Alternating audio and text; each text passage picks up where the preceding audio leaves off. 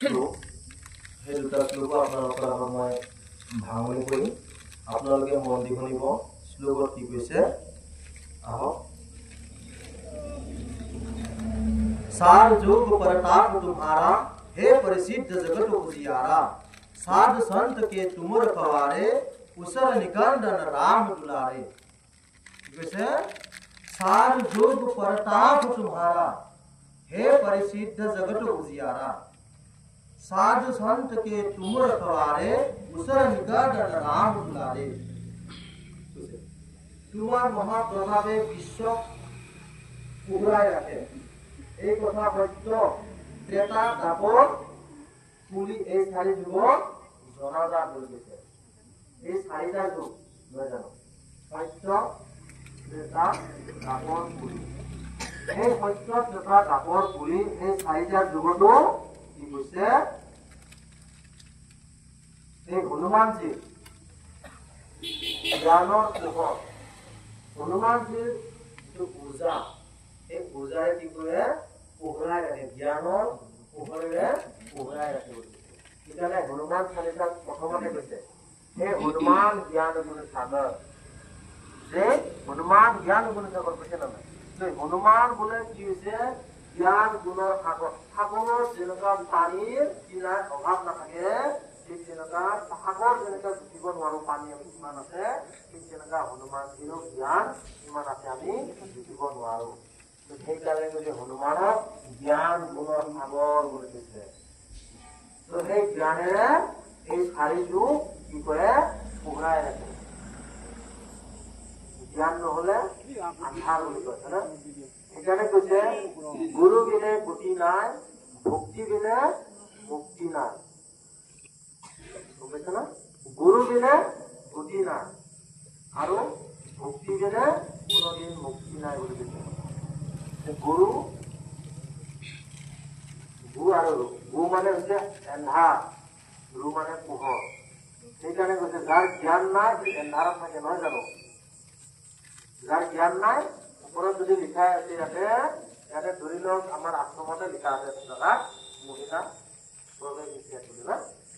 মহিলা প্ৰৱেশ নিষেধ যদি জ্ঞান নাথাকে বা শিক্ষা নাথাকে তাত কি লিখিছে গম নাপাব লিখিলে সোমাই যাব কৈছে হনুমানজী এই চাৰি যুগত কি কৈছে ভ্ৰমণ আৰু চাৰি যুগত কি কৰিছে পহৰাই ৰাখিছে এতিয়াও আপোনালোকে এই কলি যুগতো হনুমানজীৰ নাম লৈ ভৱনদী পাৰ হ'ব পাৰিব সংগতেহি গুণ আবে সংগতেহি গুণ যাবে তো কৈছে সংগৰ লগতে আপোনাৰ কি হ'ব গুণ আহিব সংগৰ লগতে আপোনাৰ গুণ যাব আপুনি ইমান কষ্ট কৰাৰ পিছত যদি আপুনি বেয়া সংগত পৰে তেতিয়া আপোনাৰ কি হ'ব বিনাশ হৈ যাব সেই সংগই আপোনাৰ একেবাৰে বেয়া পৰিস্থিতি লৈ যাব ধৰি লওক পানী যেতিয়া বোকাত পৰিব বোকাৰ লগত মিহলি যাব তেতিয়া সেই পানী আৰু খাব পৰা অৱস্থাত নাথাকে হয় না যেতিয়া লেতেৰাত পৰিব তেতিয়া খাব পৰা অৱস্থাত নাথাকে সেইখিনি পানীয়ে যেতিয়া সেই বটল পানীয়ে আমি সেই বটল পানীয়ে যেতিয়া 1 লিটাৰ গাখীৰ আমি ঢালি দিম যেতিয়া টাউনত আমি বিক্ৰী কৰিম সেই বটলৰ পানীখিনিয়ে যেতিয়া গাখীৰৰ সংগ পাব তেতিয়া সেই গাখীৰৰ দামত বিক্ৰী হ'ব হয়নে নহয় সেইকাৰণে কৈছে সংগ লগতে আপুনি গুণীয় হ'ব পাৰে সংগ লগত আপুনি দুখীয় হ'ব পাৰে সেইকাৰণে আমি ঈশ্বৰৰ সংগ ল'ব লাগে যাতে আমি যেতিয়া ভৱনদী পাৰ হ'ম যেতিয়া পাৰ হোৱাৰ কাৰণে আমি সেইটো বা দলঙেদি যাম দলঙত যেতিয়া আমাক টিকেট বিচাৰিব হয় না তেতিয়া আমি ঈশ্বৰৰ সংগী বুলি যেতিয়া গম পাব তেতিয়া আমাক বাট এৰি দিব মুকলি কৰি দিব হয় না যেতিয়া আমি দুষ্টৰ যদি সংগী বুলি জানে তেতিয়া আমাক কোনো কাৰণত সেই বাট এৰি নিদিয়ে তেতিয়া আমি সেই অগ্নিগিৰিৰ যিটো নদী এই মাজেদি যাব লাগিব কাৰণ টানাজনে টানি থাকিব গলত যিডাল আমাৰ ৰুচি লাগি থাকিব টানি থাকিব এনেকৈ কৈছে ইয়াত কি কৈছে আৰু কি কৈছে साधु संत की तुम रखवारे उसर निकट न राम दुलारे তুমি সাধু সন্তক ৰক্ষক অসুৰ নাক ৰামৰ প্ৰিয় পাত্ৰ বুলি কৈছে তো হনুমানজীক আমি জানো সাধু সন্ত ৰক্ষাৰ কাৰণে এতিয়া হনুমানজী কোন আছিলে হনুমানজী কৈছে হনুমানজী মহাদেৱৰ 11 নম্বৰ ৰুদ্ৰ অৱতাৰ বুলি কৈছে আৰু কিছুমান জাগাত ইয়াতে কৈছে হনুমানজী হৈছে মহাদেৱৰ পুত্ৰ তো হনুমানজী মহাদেৱৰে অংশ তো সেই সাধু সন্ত ভক্তক ৰক্ষা কৰাৰ কাৰণে হনুমানজী কি কৰিছে এই পৃথিৱীত জন্ম লৈছে আৰু এই হনুমানজী আপোনালোকে এটা সৰু কথা এক্সট্ৰা কথা কম মই যে হনুমানজী কিহৰ কাৰণে বান্দৰৰ ৰূপ ললে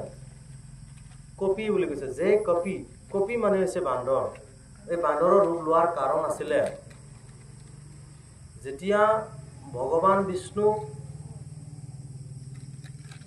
নাৰদ মুনিয়ে অভিশাপ দিছিলে যে আপোনাৰ ৰূপ খুজিছিলো মই মোক আপুনি কি কৰিলে এই বান্দৰৰ ৰূপ দিলে এই কাৰণে আপুনি এই পৃথিৱীত যেতিয়া ত্ৰেতা যুগত আপোনাৰ অৱতাৰ হ'ব তেতিয়া আপুনি বান্দৰৰ সহায় লৈহে আপুনি যিকোনো কাম কৰিব পাৰিব আৰু জয়ী হ'ব বুলি কৈছিলে এনেকা অভিশাপ দিয়াৰ কাৰণে কি কৰিলে সকলো দেৱ যেতিয়া ৰাৱণক আপোনালোকে জানে দেখা নাই আমি ৰাৱণ শুনি আছো লংকাৰ ৰজা ৰাৱণে যেতিয়া অত্যাচাৰ কৰিলে দেৱতাসকলক খিদি পঠালে ঋষি মুনি সাধু সন্তক যেতিয়া মাৰিব ধৰিলে তেতিয়া ধৰতী মাতা ঋষি মুনি সাধু সন্ত আৰু দেৱতাসকলে কি কৰিলে ব্ৰহ্মদেৱৰ ওচৰত গ'ল হে প্ৰভু ব্ৰহ্মদেৱ সৃষ্টিকৰ্তা আপুনি আমাক কি কৰক দয়া কৰক বুলি ক'লে তেতিয়া ক'লে যে ৰাৱণৰ পৰা আমাক কি কৰক উদ্ধাৰ কৰক তেতিয়াই ব্ৰহ্মদেৱে কৈছিলে যে সেই ৰাৱণৰ পৰা উদ্ধাৰ কৰিব পৰা মোৰ শক্তি নাই আপোনালোকক উদ্ধাৰ কৰিব ভগৱান বিষ্ণু এই বিষ্ণু যেতিয়া অৱতাৰ ল'ব তেতিয়াহে কি হ'ব আপোনালোকে মুক্ত হ'ব তেতিয়া বিষ্ণু ভগৱানে আকাশবাণী দি কৈছিলে যে মই ত্ৰেতা যুগত আয়োধ্যাৰ দশৰথ ৰজাৰ ঘৰত অৱতাৰ লম বুলি কৈছে জনম লম বুলি কোৱা নাই ৰামচৰিত মানসত কৈছে অৱতাৰ লম বুলি কৈছে ঠিক তেতিয়াই ব্ৰহ্মদেৱে কৈছিলে যে তেতিয়া নাৰদ মুনিয়ে অভিশাপ দিছিলে যে প্ৰভু ৰামচন্দ্ৰই যেতিয়া অৱতাৰ ল'ব তেতিয়া আপোনালোকে সকলোৱে দেৱতাসকলে প্ৰভুক সহায় কৰাৰ কাৰণে বান্দৰৰ ৰূপ ধৰক বুলি কৈছিলে তেতিয়াই সকলোৱে কি কৰিলে এক্সট্ৰাকৈ নিজাকে বান্দৰৰ ৰূপ ধৰিলে তো মহাদেৱক কি কৰিলে পিছ পৰি নাথাকিলে মোৰ যেহেতু ইষ্ট দেৱতা ময়ো প্ৰভুক কি কৰিম সহায় কৰিম বুলি বান্দৰৰ ৰূপ ধৰি এই হনুমানৰ ৰূপ ধৰি আহিলে হনুমানজীৰ বান্দৰৰ ৰূপ ধৰাৰ কাৰণ বহুত আছে তথাপিতো আপোনালোকৰ আগত এটাই কাৰণ কলো কৈছে তুমি সাধু সন্তৰ ৰক্ষক আৰু উচুৰ নাক কৰা ৰামৰ প্ৰিয় পাত্ৰ বুলি কৈছে ৰামৰ প্ৰিয় ভক্ত আমাৰ এই ভাৰতত হিন্দু সমাজত এটা কথা মনত ৰাখিব ভগৱানৰ পুত্ৰক ইমান সন্মান দিয়া নহয় কিন্তু ভগৱানৰ ভক্তক ভগৱানতকৈ বেছি সন্মান দিয়া হয় আমাৰ এই পৃথিৱীত যিমান ৰাম মন্দিৰ আছে ৰামে আমাৰ ভগৱান নহয় জানো